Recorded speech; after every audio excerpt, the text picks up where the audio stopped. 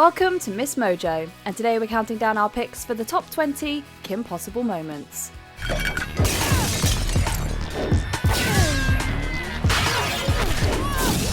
For this list, we'll be looking at our very favourite moments on this classic Disney cartoon.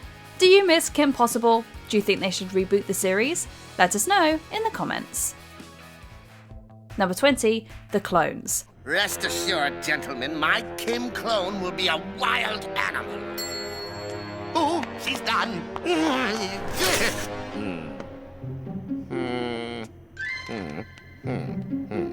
Cloning is always a fun trope, and Kim Possible tackled it pretty early on. While the Bonnie doubles were pretty funny in comparison to real Bonnie, the real intrigue came with clones of Ron, Rufus, and Kim herself. Make it count, Wade! The fight doesn't exactly reach the level of Kim fighting herself, since the clones don't speak and aren't nearly as agile as she is, but they do still seem to have quite a bit of strength.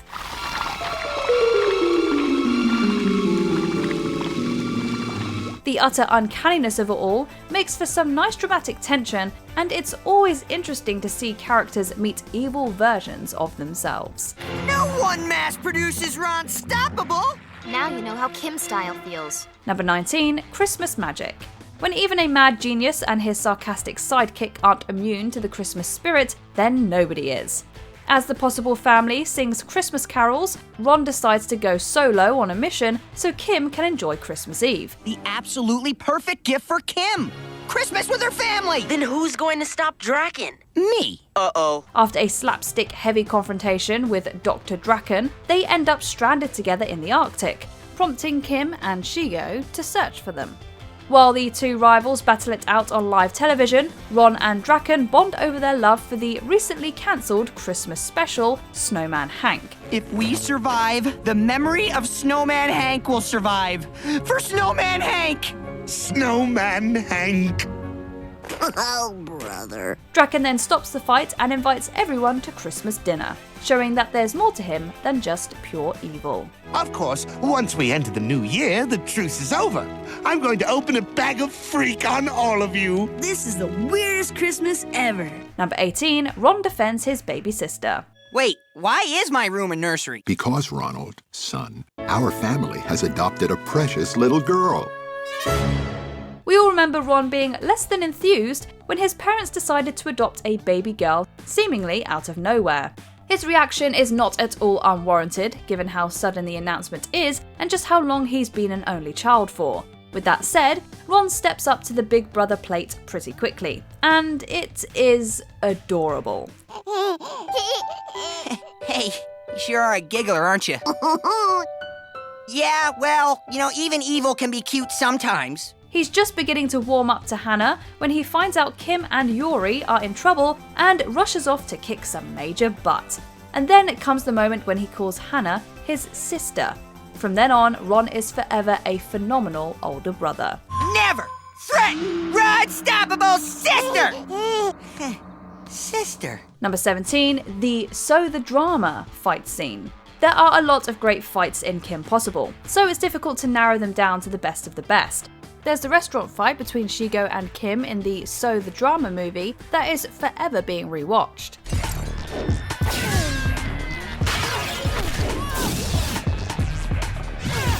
But we have to give the very best to the scenes at the end. With the introduction of Kim's new battlesuit, there's a lot to love. We see just what the suit can do as Kim, for the very first time, manages to throw one of Shigo's blasts back at her in the Bueno Nacho headquarters. Ooh, Kimmy got an upgrade. Not bad, huh? The fight in the rain is where things kick up a notch though. From the Diablo robots zooming through the sky to the final blow that is Rufus's bite, it's all totally awesome. You know, Rufus did not appreciate that crack. The little dude holds a grudge. Number 16, getting sucked into cable TV. Oh, here go the pets! This is definitely a fun, lighter episode, but a very memorable one as well. From spoofs on Friends to Tom and Jerry to Star Trek, Kim, Ron, Shigo, and Dracon are thrown into episodes of hilariously recognizable long-running TV shows. Kim ends up as Star Trek's, or Space Passage's, red shirt stock character. Shigo meets what we can imagine are Rachel and Phoebe characters in the Kim Possible universe, and Dracon upsets the Teletubbies times 100. Oh, snap. While the four of them do make it back to their real world, so do many of the shows along with them. We're especially fans of the evil parody of Queer Eye. I mean, please! You call this a villain's lair? Well, yes. Number 15, the performances. Shampoo is a good way as any to take over the world. After Dracon's new underwater lair is destroyed by Kim, he devises an absolutely brilliant plan to sell brainwashing shampoo at supermarkets across the country. Although he manages to get them on store shelves, nobody buys his product, most likely due to the not-so-subtle brand name of Lather, Rinse and Obey. Lather, rinse, obey. Points for full disclosure. Not ready to give up, Dracon signs up for the hit TV show American Star Maker in an attempt to win a promotional deal. Ron goes on after him to perform Naked Mole Rap. What is that? That freaky thing! Not only is Naked Mole Rap super catchy, it also tells the story of how Ron met Rufus. The direction, colours and backup vocals all come together to make both of these early aughts music video gold. Number 14, Ron gets his mystical monkey powers. But did you know that I spent the family fortune to get these? In just the 13th episode of the show, Ron's biggest storyline was introduced: his mystical monkey powers. His fear of monkeys is established and re-established throughout the series, which makes this particular arc so symbolic for his growth. On a mission where he finds himself alone, Ron figures out his only way out is to I must become that which I fear most. We didn't know it at the time, but this would become a pretty pivotal moment in the series, and one that acts as the catalyst for his big moment in the finale of the show.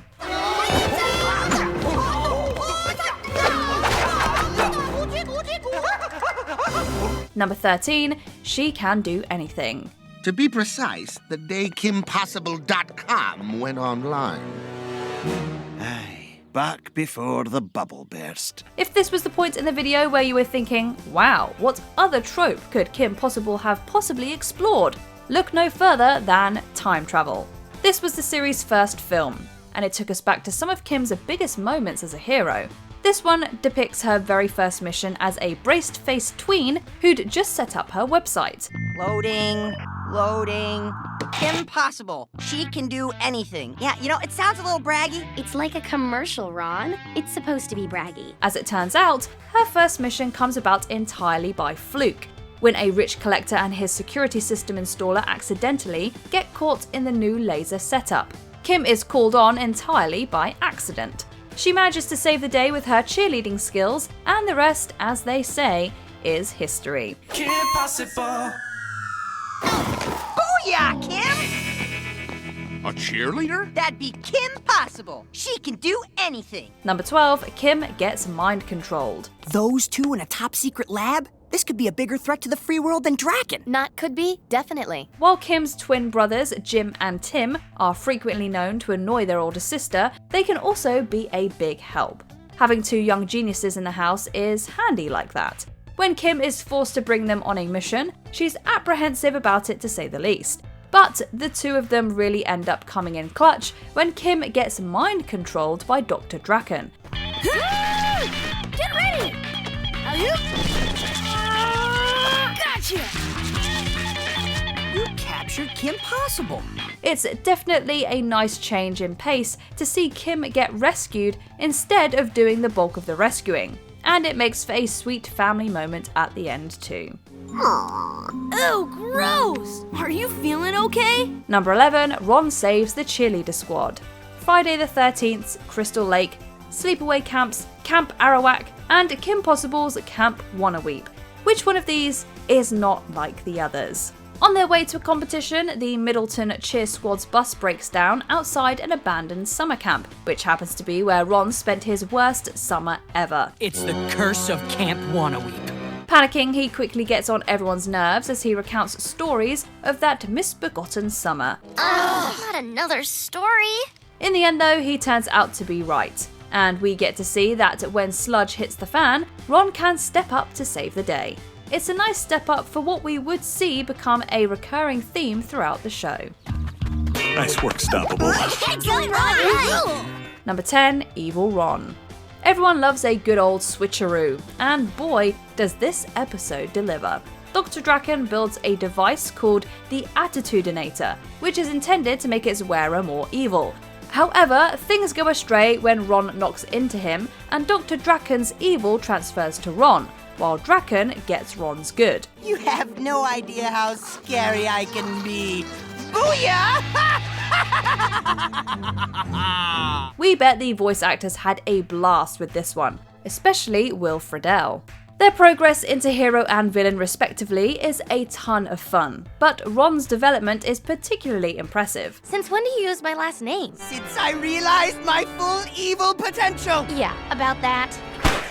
Turns out Ron might be a clumsy sidekick, but he's actually pretty competent as a villain.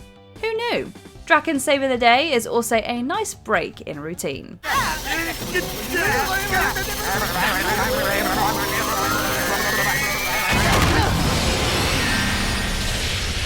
Whoa, what happened? Number 9, Shigo turns good. You're taking over this class too? No, Stoppable. She'll be taking over this class.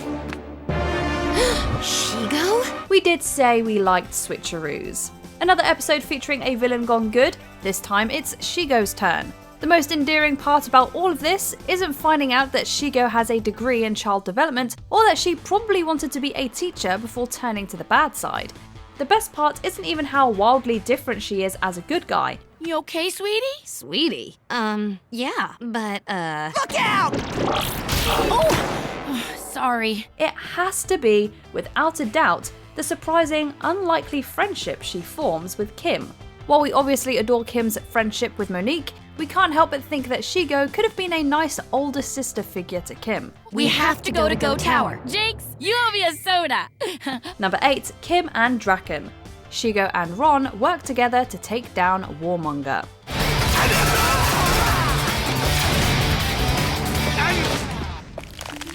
Oh! Very rarely, but on occasion, we see this show's villains and heroes unite for a greater good, or in this case, to fight a badder bad. Warmonger was introduced in early season 4 and proved to be quite the foe. Even then, we saw Shigo save Kim and seek out help from Ron and Kim's brothers in order to send Warmonger away. Warmonger strikes this blow in the name of the Great Blue! The teaming up is taken a few steps further in the series finale, where Warmonger returns, a much greater threat than before. Come on, we'd better help. see? You do care. Dracon and Kim are seen helping each other to free themselves of their restraints, and Shigo and Ron fly up to space together to save Dracon and Kim respectively. The four of them then work together to take down new alien enemies. Go teamwork! My greatest plan ever! To save the world? Do not make me say those words! Number 7, Kim and Ron switch bodies. In the hands of capable writers, even the most cliched tropes can still be a lot of fun. This cannot be happening. I told you not to get near the brain switcher. No, you didn't. Well, I was thinking it. After being knocked out by Dracon's men, Kim and Ron end up switching bodies. Point taken, Dr. P. But how else do you explain my bare midriff? Until Wade finds a way to reverse the effects, they must survive a few days in each other's shoes. Kim realises that Ron's carefree life is not so easygoing, while Ron struggles to meet the expectations placed on the popular crime fighter. Throughout the series, Kim Possible showed a willingness to completely disregard gender roles and stereotypes, with none showing it better than this quirky Season 1 episode. What are you doing? Your hair, it's so flippy. Number 6, the Modulator fiasco. Many shows force two popular characters into a relationship, only to have it blow up in their faces. Kim Possible not only pulled it off with style, but completely annihilated the concept of the friend zone. After Kim and Shigo get hit by a Modulator, they are sent spiraling through a variety of emotions, including anger and love. I'll see you after class. Kim ends up falling for Ron, and they share their first proper kiss, while a hilarious Shigo gets all lovey-dovey with Dracon. Why are you looking at me like that? I never realized how blue and deliciously evil you are. Used as a test run to see how receptive fans would be for a Kim and Ron relationship, emotion sickness was a sign of things to come. You want to go to the festival as my date? Oh, I thought you'd never ask. Wait, but Hey guys, bad time to call? Number 5, Wade shows up in person. Whatever you do, leave this man's computer alone. Nobody spikes my system! Wade? Wade? In person? The cue to Kim's James Bond, Wade is a child prodigy who runs the team's website and supplies everyone with the gadgets needed to carry out their dangerous missions. Despite Wade often being shown on their communicator, and even once in cyber form, he rarely ever left his room, and did not appear in person for the first 2.5 seasons. They spiked me. My whole system is fried. Everything? Don't you have firewall thingies? Not anymore. Fried, like popcorn chicken! This all changed during Kim's fight with Team Impossible, when Wade blasted his way into their base, seeking sweet revenge for a virus they sent to fry his computer system. One bad twitch, and you'll know what my fried system feels like. Okay, maybe he shouldn't have left his room. Number 4, Kim's first mission. Even as a preschooler, Kim's crime-fighting skills were unmatched.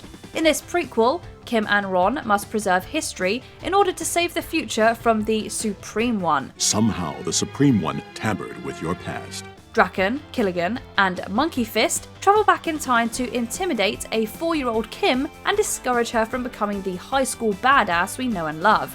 Transforming into children, they infiltrate her preschool, but are defeated by the young Kim in her first ever mission. Hey, bullies! Hiya! Ron was her encouragement back then, even before they were introduced, and he's continued to be ever since. Did that one kid have opposable toes? You're weird, but I like you. Number 3, Shigo's backstory reveal. Well, we didn't see that coming. While on a trip to Go City, Kim confronts the winged menace, Aviarius, as he attempts to steal the powers of Shigo, a retired superhero. In a twisted turn of events, Kim receives Higo's super strength and becomes involved with Team Go, a color-coded superhero group. At their hideout, she notices that they are one green person short. Can we get back to Shigo for a minute? Your sister? And at one time, a fellow hero. With Team Go powerless, a reluctant Shigo is enlisted to take down Aviarius and save her family.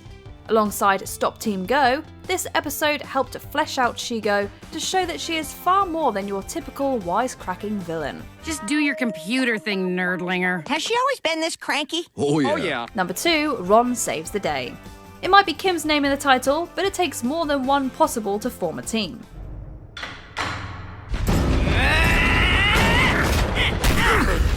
In the final episode of the series, the sidekicks are pushed into the limelight, as Ron and Shigo attempt to rescue Kim and Dracon from the clutches of 2 evil alien invaders. Despite all 4 working together, they are no match for Warhawk and Warmonger, resulting in Kim being defeated. With all seemingly lost, Ron is visited by his own personal Yoda before receiving the power of the mystical monkey. You are the monkey master. I am? This is your destiny. You are ready. Glowing a mighty blue, it is finally Ron's turn to be the hero. Wait, what happened? What did I miss? I don't know, but I think the sidekick just stepped up. Monkey style. Monkey style? Before we continue, be sure to subscribe to our channel and ring the bell to get notified about our latest videos. You have the option to be notified for occasional videos or all of them. If you're on your phone, make sure you go into your settings and switch on notifications. Number 1, Kim and Ron finally get together. After 3 seasons and 2 feature-length movies, they finally earned their happy ending. Is there anything sadder than going to the prom with your just a friend? With junior prom approaching, Kim hits it off with the new student Eric and starts to spend less and less time with her goofy best friend. What's his name again? Whatever, you know who you are. I mean, come on, it's really not a hard name to remember. Ron? Yes, thank you. Overcome with jealousy, Ron realizes that he has feelings for the crime fighter. Unbeknown to him, Eric is actually a droid designed by Dracon, who ends up leaving Kim devastated.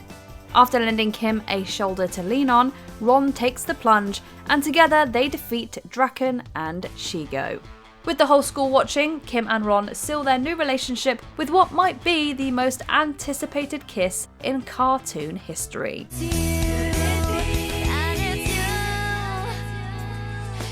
Do you agree with our picks? Check out this other recent clip from MsMojo, and be sure to subscribe and ring the bell to be notified about our latest videos.